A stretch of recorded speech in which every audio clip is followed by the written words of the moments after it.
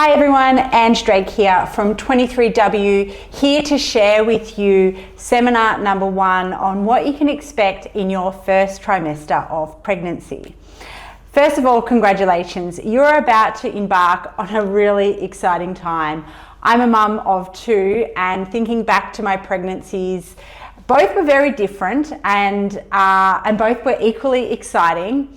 You are about to embark on a huge change, which obviously you are well aware of. In this seminar, I'm going to be going through a couple of our top guideline or considerations when it comes to prenatal exercise and how to be making sure that you are looking after yourself.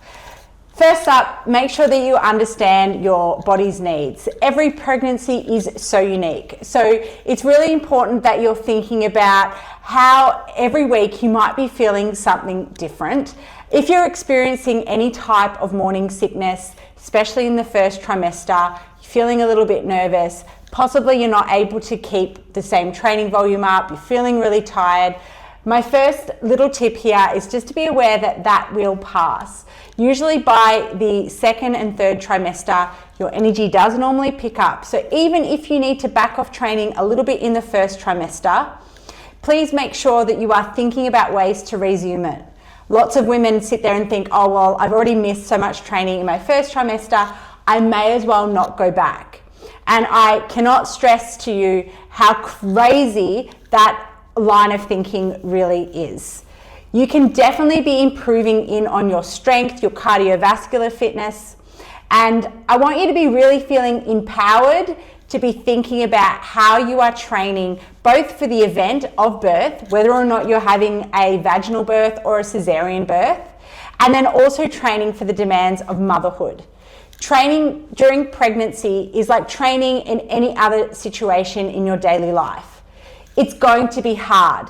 You're going to have to find motivation to get yourself out of bed and to get there and to make it happen. Definitely listening to your body needs and acknowledging that in the first trimester or at times you might need to be backing it off, but that certainly doesn't mean completely giving yourself a hall pass from exercise during pregnancy. There are still lots of things that you can be doing, and hopefully this seminar series will really help you to feel very much empowered. So in the first trimester, you may need to reduce the frequency of your training.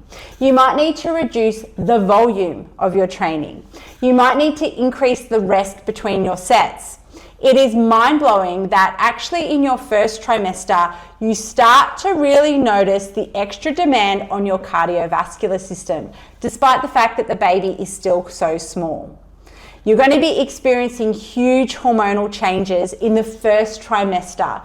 And in some ways, the first trimester is the hardest one because it's where your body is really starting to have to acclimatize to actually being pregnant. Make sure that you are fueling your body and thinking about nutrition and self-care. It is completely normal to be putting on body fat during pregnancy. And a lot of women obviously are very scared about it. They're possibly used to having their body look a certain way. Just know that weight gain is a normal process linked to pregnancy. It's a survival mechanism. It's designed to be making sure that the body and the baby is getting absolutely everything that it needs. So as I said, it's natural to feel a little bit concerned, but just take notice of what your body is really craving. Hormonal changes will mean that you might be craving more carbohydrate foods, but just be really thinking about how you're actually fueling yourself. And for me, I definitely found when it came to nausea, a little bit of a couple of handful of biscuits really helped along the way. The next thing is your emotional well-being. So it's normal, again, to feel really anxious about exercise, especially in the early stages of pregnancy, because we know that the unfortunate rates that is 1 in 5 or 1 in 6 pregnancies does result in a miscarriage. There is no research that links exercise and preterm labor or the event of a miscarriage. So please know that any training that you do is not going to be harming your baby. In fact, I've included a bunch of resources in in our first trimester guide that you should definitely read through, because that will be really empowering you to be thinking, okay, everything I'm doing during pregnancy is actually helping the epigenetics of my baby, making sure that you're actually setting the baby up for a really great life as well. Our 23W coaches, if you train with us, are exceptional at reassuring you where you are at, and really, I guess, in that first trimester, really thinking about adjusting your expectations of what your pregnancy might mean. It does mean training might need to look and feel slightly different than what it has done in the past. Some ways it might mean dialing it back, but changing your mindset around what you're actually training for and taking a moment to really think about your goals over the first trimester is super helpful. What I mean by this is thinking about how you would like your pregnancy to unroll, or to the journey. Are you wanting a pregnancy that you're moving pain-free, that you have energy to get through the day, that you're not having debilitating hip pain where you're not able to walk, or that you're needing to over-rely on people in your second and third trimester? Thinking about your pregnancy and ways in which you want to be really feeling empowered, and re-evaluating your goals. Another great goal might be thinking about how you want to be when you deliver the baby. You know, you're building resilience. We're building the strength to say, I can do hard things. And then on the other side, in your fourth trimester, maybe training when you are pregnant is also a really good way to be really building that mindset muscle to be like, once I have the baby, I can be making sure I'm changing my routine and finding time for me, because I know that it feels good and I know that it makes me feel well and happy, and it's a big part of my identity. And please, guys, do not get me wrong here that I'm saying every postpartum woman should be back exercising. But the research will also very heavily state that when we are active and when we are exercising, that will have a direct decreased link and association with any sort of postpartum depression. It's getting you out of their house, it's getting you socializing, and also, yes, it is building skills in being able to take your baby out and about, being able to navigate their sleep schedule, being able to work out how you're going to be feeding the baby. And I know that, guys, if this is your first baby, you're probably going, Ange, this all sounds like not that hard or maybe over the top. But these are direct skills that you will definitely be learning when you are a first-time mum, in terms of navigating and being able to work with your baby. That yes, your job is to be looking after the baby, but your job also is to be making sure that you're looking after yourself and that you feel really well as well. So training during your pregnancy is a really beautiful time to be forming a fabulous bond with Bubba. I know for me, every time I look back at videos or photos of me when I was pregnant, I just remember thinking at that time that me and Bubs, or Bubs and I, were on this really beautiful journey together, and we were really starting to bond from that moment. And I think there's something amazing about when you are exercising, you are really feeling back in your body. And so therefore, when you're carrying a baby with you, it's a really good way to really be forming that deeper connection. Master the basics would be another point that I'd really draw your attention to. So really starting to think about 360-degree breathing of your rib cage. That's where we see the full expansion of the ribs and the back body, not just the front ribs. As the baby grows, it will grow further and further up into your diaphragm, which will force the rib cage to have to splay out and forward.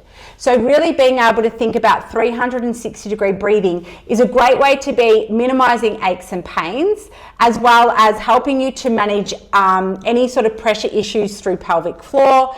It also will be helping to minimize diastasis recti risk, but really it will be making sure that you're feeling really good throughout your whole pregnancy, right up until your due date. And then safety first. Always be really mindful about how you're actually feeling during your workouts. If you're experiencing any unusual symptoms like dizziness or headaches or shortness of breath, they are things that you should probably be seeing your healthcare provider about pretty quickly. We want to be making sure that we're doing everything possible to support you during your pregnancy. In terms of some of the other things that you might be thinking about in your first trimester, and that's from like that 0 to 12 weeks, you really don't need to be modifying too many of your exercises. If you normally lift big, you're probably pretty safe to continue doing so because the baby is still so small, and it's really probably not going to be causing issues with your pressure management canister. Your abdominal wall probably has not started to stretch out very much in the first trimester, so not so much of a consideration. That's the same with abdominal work. With your first baby, you probably don't need to be modifying your ab exercises in your first trimester. Again, because your abdominal wall really hasn't started to stretch out. If it's your second, third, or fourth pregnancy, then maybe you might need to start thinking about that in your first trimester, because depending on what kind of shape your core was in when you fell pregnant will obviously dictate the scenario there. Probably the big factors that I would say in the first trimester for you to be really mindful of is exercising in the heat, because heat will put extra pressure on your cardiovascular system because the body is having to circulate more blood around the body to the fetus, etc. Now, the factor here is not necessarily exercising in the heat, but whether or not you are well hydrated. Any even small changes in hydration, even being slightly dehydrated, will possibly affect the amount of blood supply and therefore oxygen that might be going to the baby. So in your first trimester, be really mindful when you're training to be well hydrated and really well fed when you are training, and you'll definitely be making sure you're minimizing any risk there. Another common misconception is about the mother's heart rate. Now, if you are used to exercising really vigorously, there's a chance there that your fitness will be more than fine to tolerate continuing to push your heart rate up to higher elevations. Having said that, there is a general recommendations of keeping your heart rate between 50 to 60% of its max for those shorter, for your training sessions. If you're used to going a little bit harder, then definitely you could push your heart rate up a little more. But what I typically found is that in the first trimester, you feel more breathless faster anyway. So you might do your set and all of a sudden you're like, oh man, I'm really gassed. So I do think there is a level of like a self-protective mechanism that your body will actually start to pull you back if you are training too hard. So be really mindful if you are doing any high intensity sprints, that maybe instead of you going all out, that you keep them slightly more moderate.